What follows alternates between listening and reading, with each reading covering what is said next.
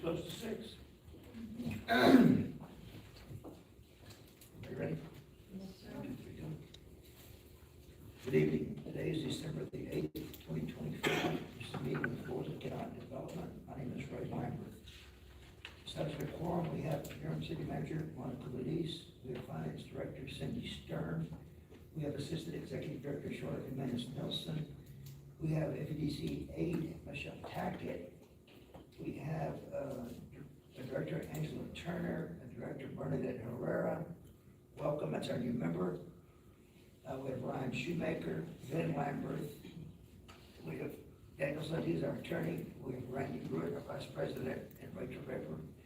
Look at Postal County News. All rest, the immigration picture.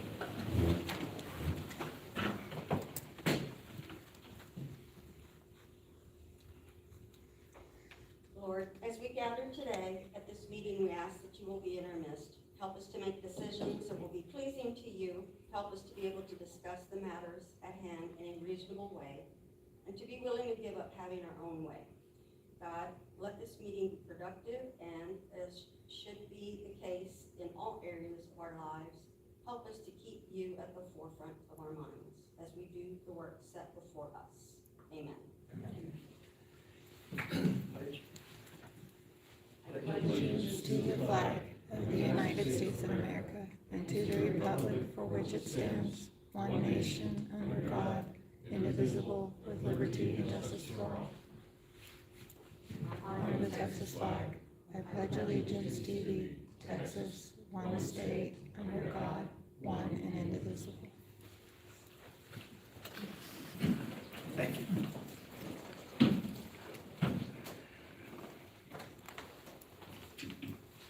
Do we have any public comments?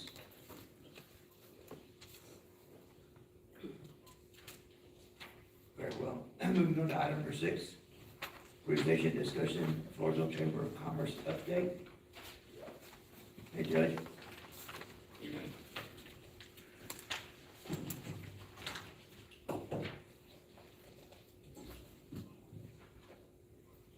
Good evening, everyone. We're able to see you all in November, but we're going to give you the update since we'll combine November and December. Since we last briefed you, we did do since I last briefed you, we did do 2 ribbon cuttings. We honored H&R Block with the Business of the Month. They were very integral in assisting us in trying to do some hiring and getting a replacement for our office. The highlight for the last month would have to be our 29 November Christmas event. We put a lot of effort into that. It was a success in multiple levels. We had 3 new businesses that were present at the event that have applied for membership. And we had really good response from those that were there as businesses to say that they had good turnout. They intend to come back next year. And so it was profitable for the businesses that did attend, which means that next year, everybody that was there will probably come back. And with a little bit of luck, we'll have an expansion of those vendors beyond what we already had. As far as anything else that you might want to know, I'm open to questions if you want to throw them at me. I have our finance lady, she deals with all the accounting, if you wanted to ask any questions about accounting. Last time we heard, I think we were going to pull some numbers together about for the people that we sponsored, how many have re-upped and enjoyed the chamber. We did. So last month when I updated you, that was through the folks who needed to renew in August and September. We have had a few of those renew. We did have a gap because we didn't have anybody sign up in November, so there were no renewals at that time. We do have 7 coming up that are expiring the 31st of December. So those invoices went out today, as well as by email and the mail.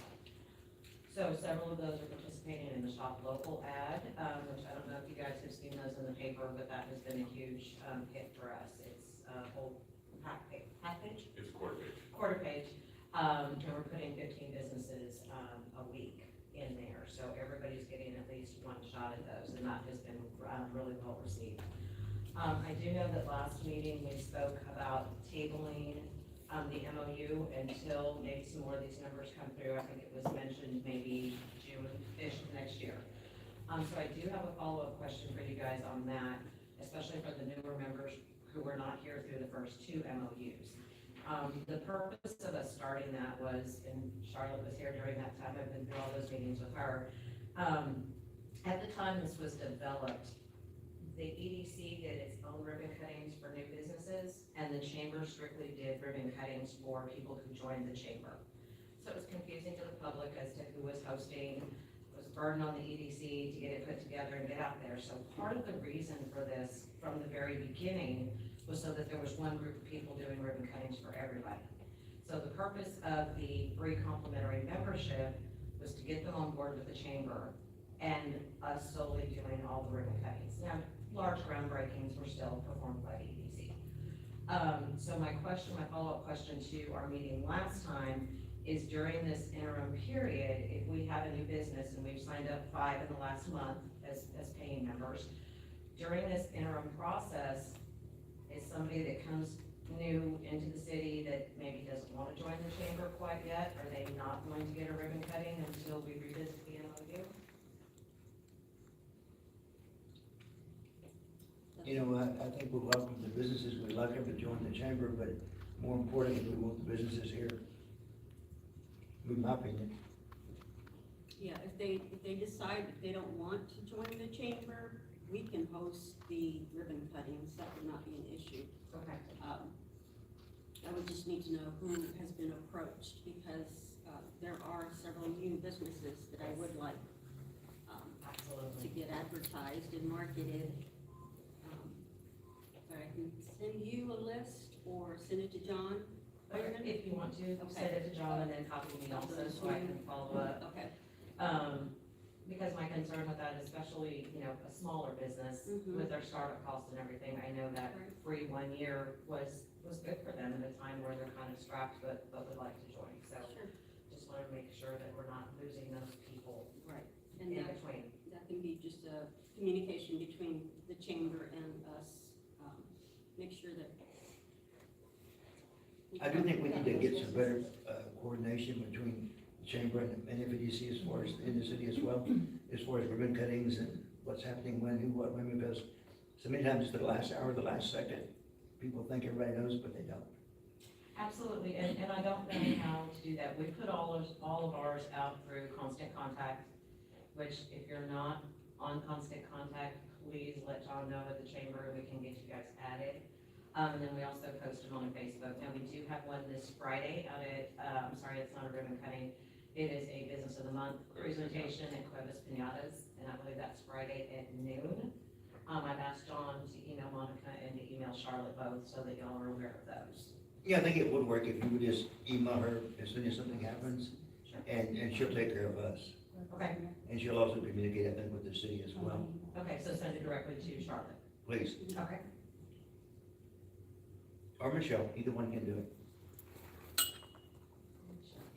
When will be the, I guess, the kind of the anniversary of the last people that we sponsored to come in? What date is that gonna come up, the last one, Michelle? That will fall, because we got really active about getting people on board. I think one of the things that I would like to revisit as we go forward with this is what types of businesses. The first MOU was very restrictive.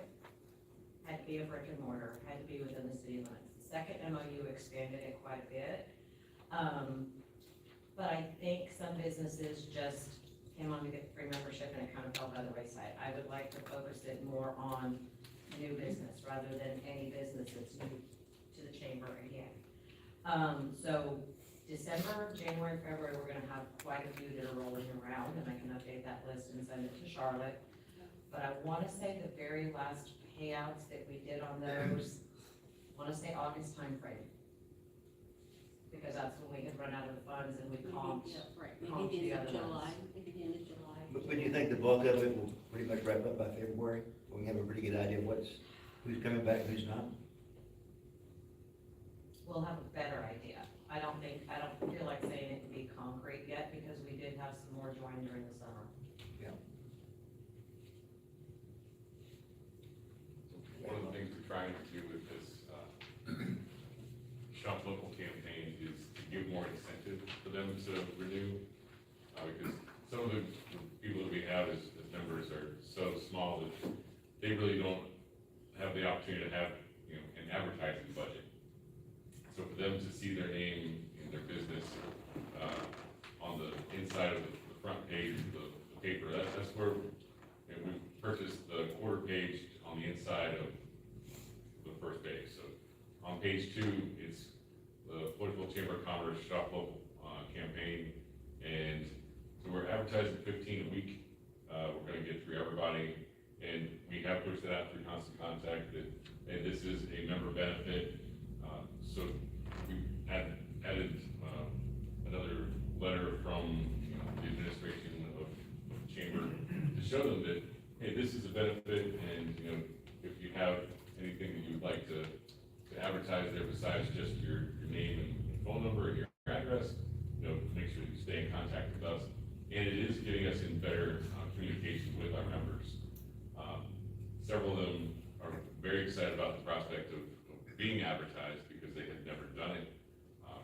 And we're also trying to do some education with them as far as for a business to be successful, they should apply about 20% of their overall budget towards advertising to get their name out there. And it is doing a good job at educating some people. But if you have additional ideas that we could implement on how we can get people to want to renew and become, not just join, but to renew their membership so they can be a part of something bigger.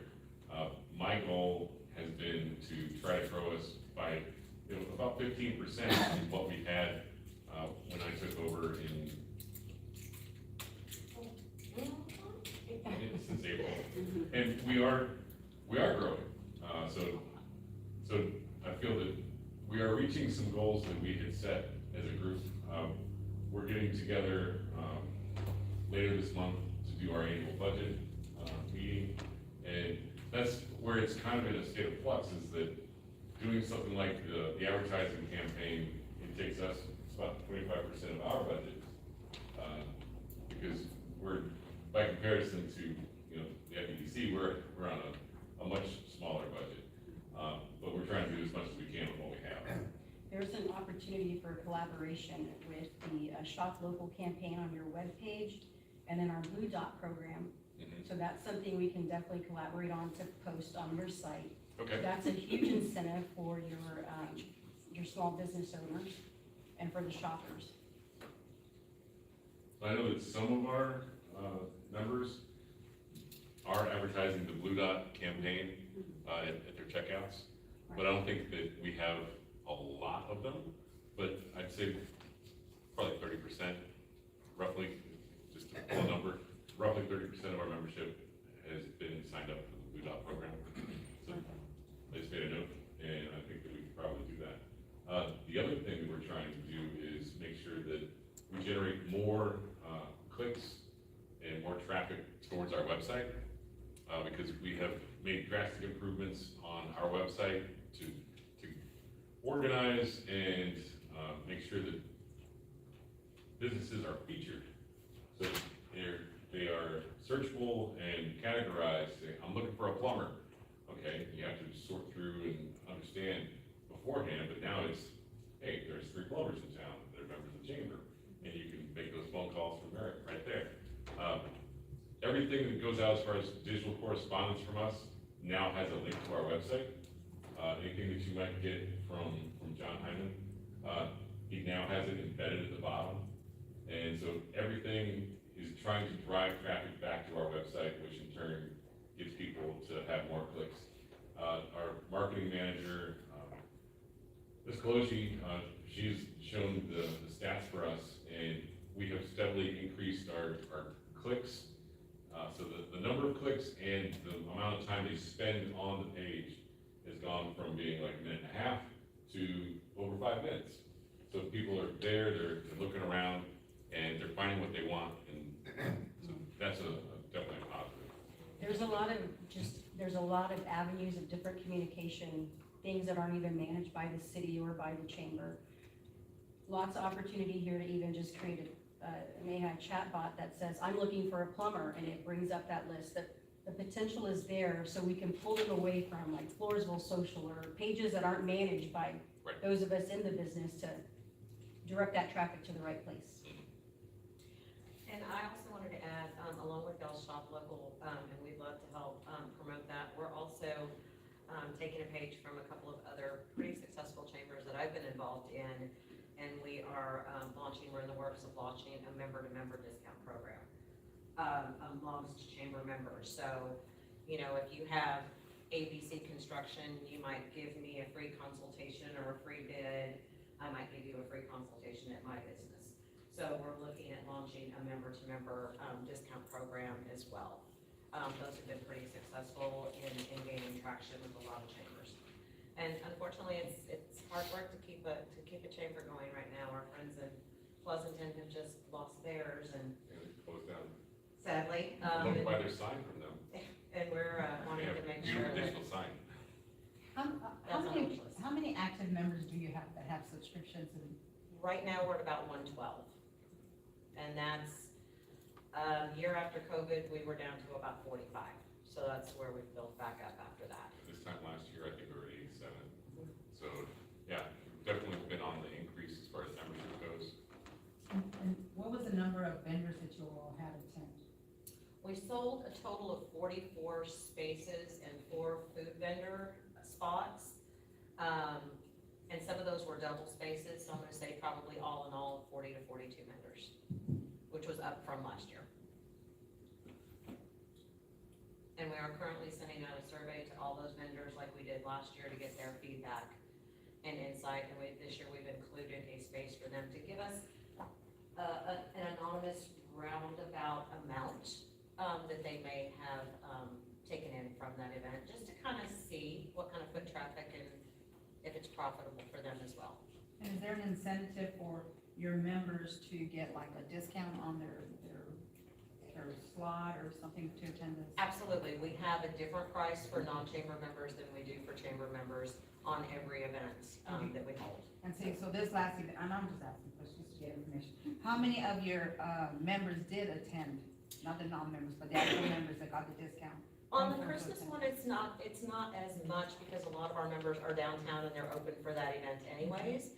But I wanna say, Food vendors. probably about 30% of the group were chamber members. And I can get you a better number on that, but that should be pretty close. That is another incentive that they do get a discounted. Just want to clarify one thing, while we're waiting on this MOU, are y'all going to turn down businesses from joining the chamber? Absolutely not, we didn't have, Well, they can't, last if they month. want that free 99, you know, are they, would you be able to wait until the MOU is completed and still allow them to take advantage of that free membership that the Ooh, FDPC that's a provides? tough question, because then I would have to, because like we've had 5 join in the last month, which is great for this time of the year. Right. And they've all paid full price and, you know, had no issue with it, you know, whatsoever. So, I mean, Have y'all turned down businesses recently that No. can't Well, afford? we don't turn it. absolutely. Well, I'm not saying you can't afford, or turning them down completely, but I mean, if you have a small business that can't afford a chamber membership because they don't have the budget to do so, you know, that was the goal for this program to start with, in my Correct. opinion, was to help those that couldn't afford it. in the first Absolutely. place, right? I And agree. so the last thing I wanna do is, while we're negotiating or figuring our stuff out, let's not turn them away, at all. And that would be my fear too, because I don't want to, you know, if you've got a new business that's just opening their doors, the last thing you wanna do is turn away that opportunity to them. So that's why I had the clarifying questions that I had. And in my opinion, something's gonna get ironed out between the chamber and us. Maybe accept them and let's write it down, make a list, and then let's figure it out come January or June or July or whatever we decided. And then we can obviously backtrack our way to it, but, I mean, I'm a small business kind of guy, you know. Absolutely, I mean, that's all we do. Right. And so that's, you know, that's why I wanted to bring it up again for clarification, because we don't want to turn anybody. Now, everybody that has joined recently has come to us and said, hey, I'm interested in joining the chamber. Good. Great, this is what the fees are, oh, absolutely, sign me up. That doesn't mean that we don't make an exception from time to time, or that we would ever turn anybody, you know, away. We definitely reach out and say, hey, we've got this business going, can we pencil them in for now? Because that's what we're all about, that's the only reason I'm still here, is because I wanna make sure that they're successful and that they're getting promoted. Good deal. And we're trying to come up with other things to get our members involved. We're in the just early stages of trying to work with the 4A Corp on how can we better utilize that facility and get the chamber to push or get our members to be able to sell their wares there for certain events. You know, I had made a comment to you, 2 years ago about Mardi Gras. So somewhere between Peanut Festival and Ungodly Hot of July, we need to do something that gives a little bit more attention to Floresville. And so in that February, March timeframe, I'd taken an informal poll, and most people said, hey, I would probably attend an event like that. If I don't have to go all the way to, Louisiana and have a Mardi Gras celebration, I can do it right here in Floresville. So trying to work something right now with 4A Corp on that. So again, it would be trying to get it between now and crunch time. It's a long shot to get it done in the spring of '26, but they're receptive to that idea initially, and we're going to meet again in like a week to talk about it. So those are things that are in the works, and if totally welcoming any input that you have, because we're always interested in getting feedback. Just like she talked about that survey going out to folks that were vendors, we're also sending a survey out to our general membership to say, what do you want? How can we better serve you? One, to show them that we care, and two, so that they get a sense of, ownership of being a part of, the chamber, that they have a voice, and whatever we can do, we'll try to do. And that's what I was gonna say, I'll leave you with this last bit of wealth of knowledge that I can provide. I mean, the chamber is like a mouthpiece to this committee or to the city council.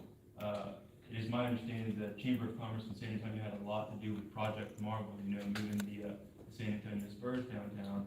And I think that you asking those small businesses, because not every small business is gonna come to an EDC meeting or a city council meeting, but y'all are. And y'all are those mouthpieces. What do they want? What do they need? And how can we best serve them at the end of the day? And so I would like to see more of that. I would like comments or concerns or whatever it is brought to this board so we can iron it out and figure it out. I might think about coming down to the downtown market and have a booth to promote the chamber. We didn't have a booth at this last event. He's referring to the market. Oh, the market days. Downtown. Yeah. Okay. We have talked about it, honestly, with our board. We would love more manpower to be able to do that once a month. It's hard, all of us, we're all volunteers, we all have full-time jobs. I have 3 H&R Block offices, so my world is fixing to go nuts again. And so it's, as much as I would love to say yes every month, we'd love to have a booth down there, sometimes it's just not possible. We can work on that, we have no problem working on that, we'd love to be down there. It's just having the manpower to be able to do it, but we can definitely put that on our list, and in fact, we have our board meeting tomorrow night, so we can talk about that again, and maybe get those started in January. Your board meetings are held monthly, or, Yes, ma'am. and do you have an agenda posted, or what do you? We don't, because it's a 501c6, we're required to post the agenda, but technically it's a closed meeting, but anybody is welcome to attend. If any of you would like to come speak at our board meeting, just send an email to the chamber office, and we'll give you some time at the beginning. It's the second Tuesday of every month, and we meet at the Wilson County Annex Building.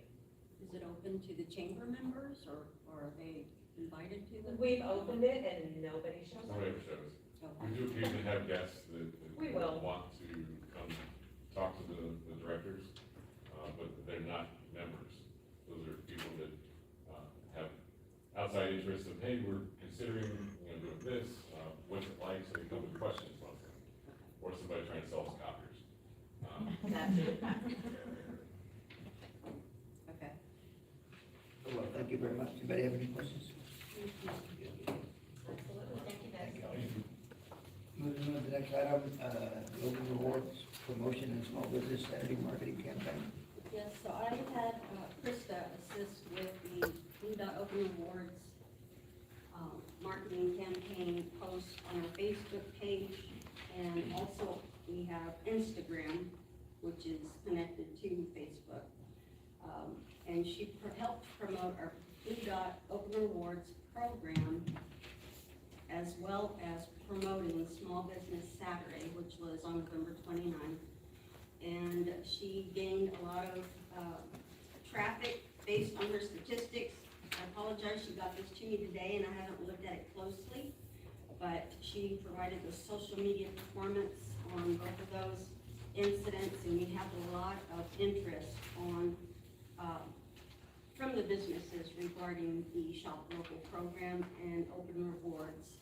And we are looking to also include the local businesses that attend the Floresville market.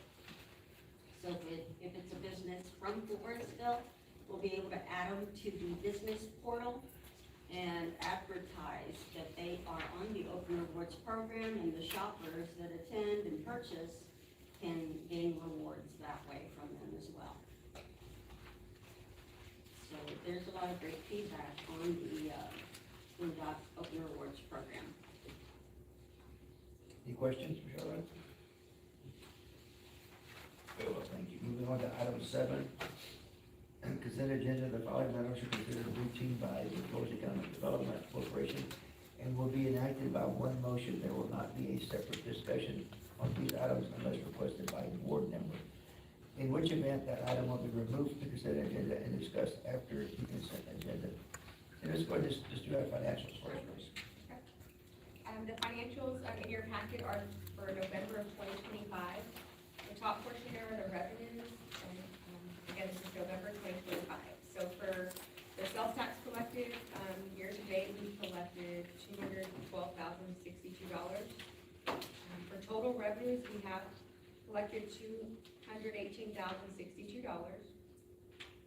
If you'll look, we are 2 months in, so we are 16.67% through the year. So we've collected on sales tax, it's about 1% down from what I was projecting.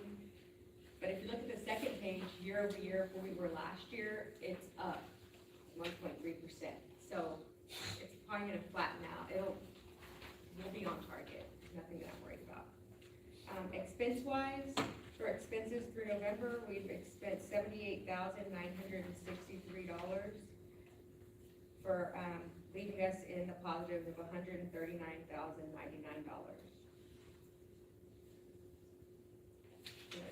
Big spend yet, so. Anybody have any questions for Cindy? As I always say, on there, we do provide you a breakdown, by expense line. If there's ever any questions on a certain expense line, I can provide actual details by line. You can just email me or call me, or let Charlotte know, and she can reach out, and I can get you whatever information you need.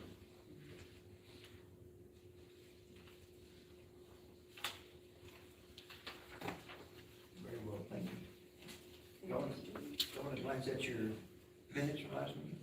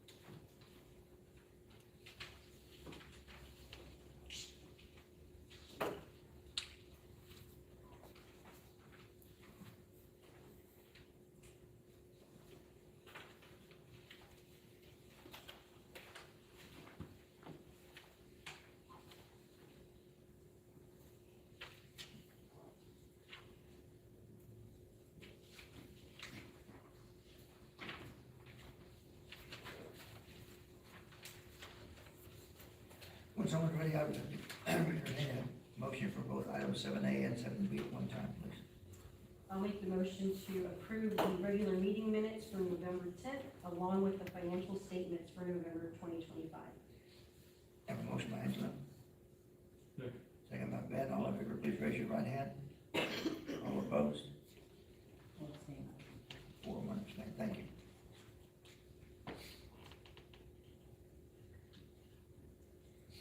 Item number 8, discussion and possible action concerning discussion and possible action to get bids to construct a distribution center at FDC's downtown property located at 1210 C Street. Any citizens' comments?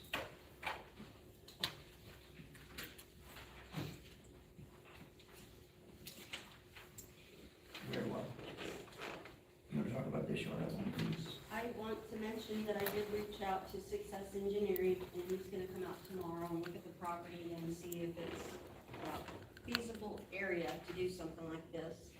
And he will get back to us with more information.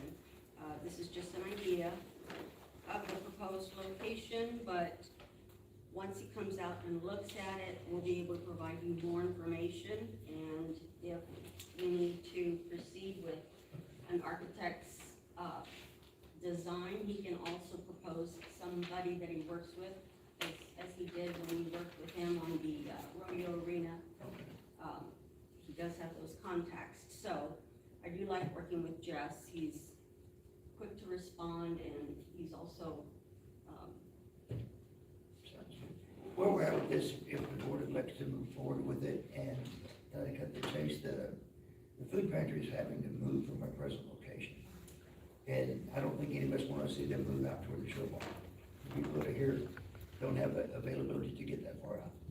What we're going to look at, again, at everybody agreed, is we have an additional space in the yard that we bought from Phelps. There's an existing building that looks kind of like a carport garage, if you will, probably a couple thousand square feet. Possibly it could be doubled in size, or it's 1,000 now probably. Anyway, to look at it and see if that might be something we could turn into a permanent food pantry. If that happened that way, it would be, the people could enter from Watts, there's a gate there, they could also park at the American Legion, they come to a gate there, so we'd have ample parking.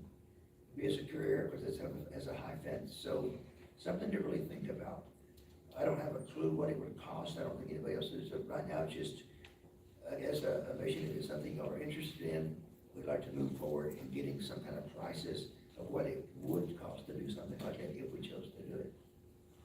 So I guess my question would be, how would that impact, you know, the 40,000 foot view here of that property for future use?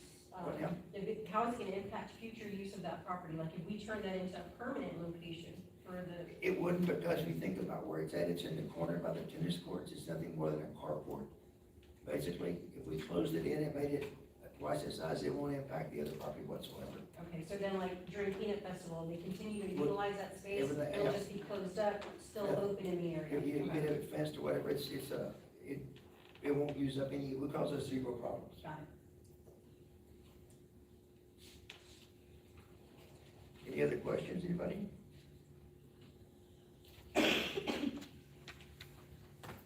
Well, if I'd like to move forward with this, I would entertain a motion, please.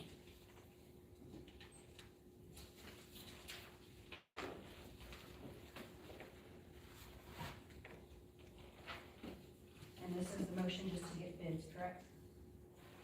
Correct. So I'll make the motion to get bids to construct a distribution center at FEDC's downtown property at the old Phelps building. A motion by Angela, I'll second that. second by Bernadette. All in favor, please raise your right hand. Opposed? 5-0, thank you. Item 8B, discussion and possible action to approve a business improvement grant in place of the current facade and signage. Any citizens' comments? Charlotte? yes, so I want to propose that we take some action on a grant. It doesn't have to be either of these are just some ideas. The first one, I think it's like handing someone a homeowner policy because of all the requirements and stipulations. I think it's better received as a short form, like the visual improvement grant that Live Oak currently follows. We don't have to follow this to the letter. We can always edit these to our requirements, to what we want. I can also find other visual improvement grants from other cities that I've seen that aren't as detailed or in-depth. But I wanted to know what your thoughts are regarding our facade and signage improvement grants, because currently we don't have businesses applying. They may apply, but they don't follow them through. They may not have the matching dollars, and that may create an issue. So maybe we need to come up with another option for the businesses to be able to help them improve their facilities. I know that back in, I believe it was July, we talked about the people fund, the lift fund, putting 50,000 and maybe allowing the lift fund to administer those loans as a zero interest loan, but that would be at 50,000 with a 10% administration fee. And we had tabled that back in July. But those are just some ideas. If you have other ideas as to how we can help the small businesses, please let me know. But I do think we need to revamp, make it more appealing for the small business to try to help them out. And just for clarification, all of them they're match grants, correct? Even the mega? Correct. Yes. Okay. Yeah. If I was reading it, so they have to come up with that money prior. The majority of our small businesses, I don't think they have the money to come up prior, so that pretty much leaves, we need to figure out something else that could assist the small businesses that do not have that Yeah. option fund from, yeah. You know, on the signage, you could do number 4, is, a lot of people don't have, if it's gonna be a $15,000 sign, for example, then they don't have $15,000, they only have their $7,500. And they're trying to get it put together. It could, if we worked it the right way, and the board did have to get involved in that deal, to where we paid the contractor, or whoever was building this direct, but with a clause in it to where if it didn't get put up, it didn't happen, then they have to return our money. So therefore, the other people would only have to come up with their 50%, they're not having to come up with 100% being reimbursed. It's just an idea, we can do that as well, but I've been under the supervision of a document from the attorney. Well, that's just, I think the problem with that, Ray, is that if they don't have enough, if they don't have $15,000 to open a business to get a sign, how are we gonna get money back from them when they don't pay us? If we make that loan, or we give that grant, and they're supposed to pay part of that back, and they don't, you're never gonna recover that, because you're not gonna pay me to go recover $7,500. No. They're not, and, you know, we can't put a lien on it without getting a judgment, so that's always the problem with small businesses and small business grants, is that the board needs to be okay on the front end just losing that money. Because if it goes sideways, you're not going to get it back. The idea would be, if, you know, it's for the sign for it or whatever, you know, until theirs was, I mean, our money would be in the hand of, or we'd guarantee it to be in the hand of the contractor or the sign company or whatever. But if, you know, if they did not deliver, our money came back to us, they'd have to sign that, it would never go to the recipient, it would go to the contractor to hold until the balance was there, or when the other guys put their 75 up, we can match it with our 75 after the fact, possibly. It's just a thought.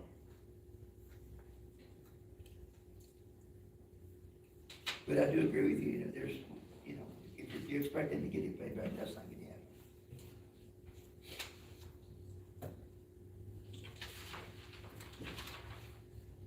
Any more comments or questions, ideas?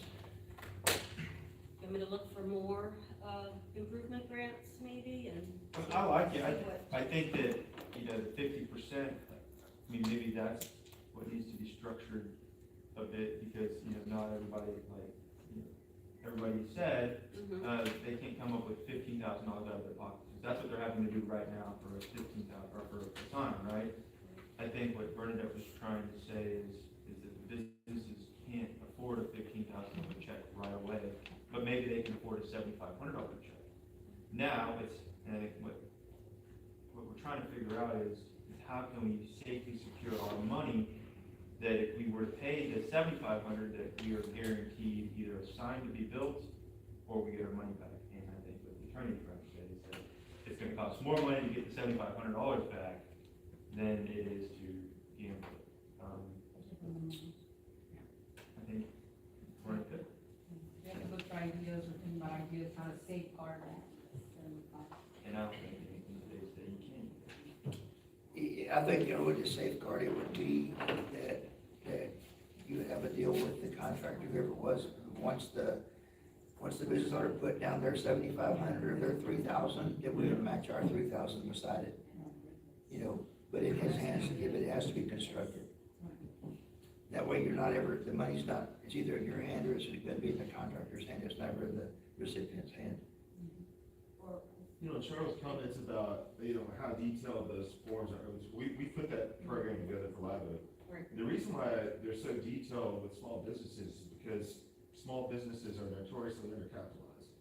They don't have enough money to actually open and operate for enough months to make money.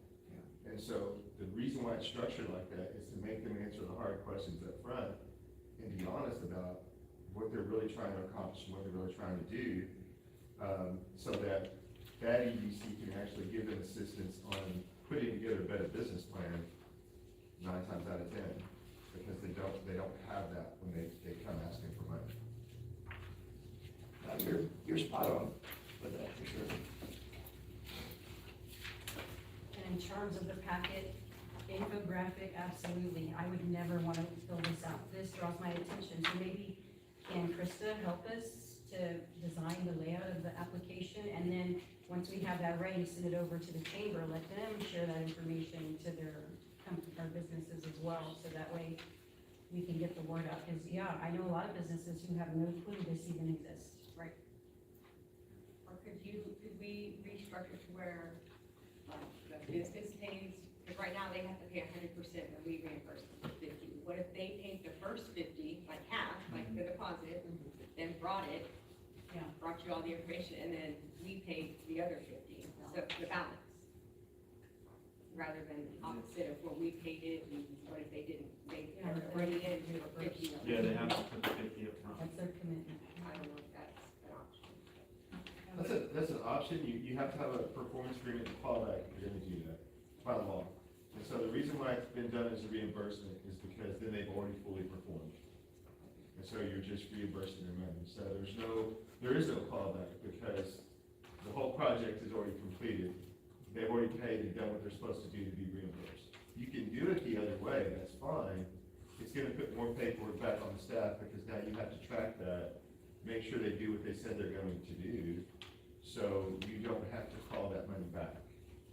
Because that's what the statute requires. If we're going to give assistance to a company, we have to have a performance agreement. The performance agreement has to include a clawback, which allows us to recapture funds. And then for that grant, does it have like those small businesses have to be open for an X number amount of time prior to applying for this, or they can just, I open my business today, I'm gonna apply for this, it doesn't show tomorrow the business might fold. It doesn't have anything on there that has. Our current policy for application does not have a limitation like that. So we can offer it to new businesses. So, we can keep the same one we have in place and just try to market it better if, that's The one we have in place is just a facade grant. I mean, it's nothing, right? facade and signage. Yeah. Yes, Yeah. maximum of 50, our max contribution is 7,500. Mhm. Right, and if you look at it, a lot of the businesses downtown don't really need a facade grant. They need something else, not that they need a landscaping grant either, right? But maybe a property improvement grant, we don't have anything like that. Maybe we can implement those things or try to, I mean, I like it all. I think that we need to have a facade grant, we need to have a sign grant, we need to have a property improvement grant and landscape. I agree. It's just how can we figure out where we're the most protected? Because the businesses out there need it. Mhm. But, you know, there's a lot of things that we can't guarantee. I want it, I want to keep it, and I want to have all these things. Because everywhere I go, whether it's to go get a haircut, I say, hey, we have a facade and signage grant, and they're like, well, I don't need that, you know, I need something else that I can put another stool inside my haircut salon. That's what we need. It's just, we gotta figure out how we can do that. So we need to implement these other things, for sure.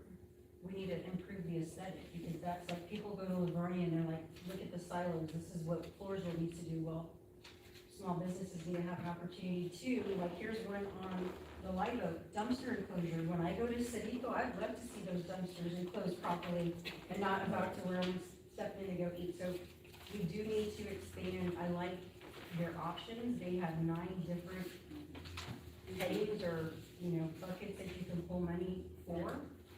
Ours is very siloed just to the one thing.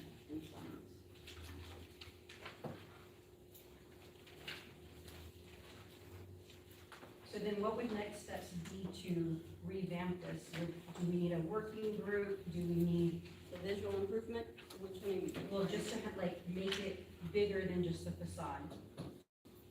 So is the one that you included in the packet, like, we wanna vote on that and move forward, or do we have to get with legal? I guess I just don't know the process. Why don't we get a couple people to volunteer if you would to work with Charlotte and Michelle and kind of come up with some ideas, answers, dig into some work programs, and then, you know, at our next meeting, we'll have a better idea because you have knowledge about which way to go and what to do and more ideas. Because everybody's on the same page. We all want to help. We all want to do it. We just want to do it the right way. So, Anyone would like any volunteers to work with Charlotte and Michelle? Angela? We already wrote you down, Andrew. You already first. I'm the first volunteer. Go, Michelle. And I heard Yeah. that. Ben will help us well. Thank you. Thank you. Thanks. So, Dan, we could just revise and edit one of these and, well, we'll discuss it at our next meeting. Yeah. If we get that far, but We'll see. Yeah, if y'all are gonna get together or whatever up here, I'm 2 minutes away, so I'm happy to. So do we need a motion to appoint committee members or? Yeah, I think we should. Someone like to put it forward a motion to appoint to a committee, two members of the committee to work with Charlotte and Michelle. I make a motion to appoint myself and Angela to work with Charlotte and Michelle to update the business improvement grants program. Have a motion by Ben. Second. Second by Randy. All in favor, raise your right hand. 5-0. Thank you. Thank you. Item 9, executive session, executive closed sessions. The time now is 6:49. And the board will now hold a closed executive meeting pursuant to the provisions of Chapter 551 of the Texas Government Code in accordance with the authority contained in the Board of Directors will convene in closed session pursuant to Texas Government Code 551.087, deliberation about Floresville economic development negotiations to wit, project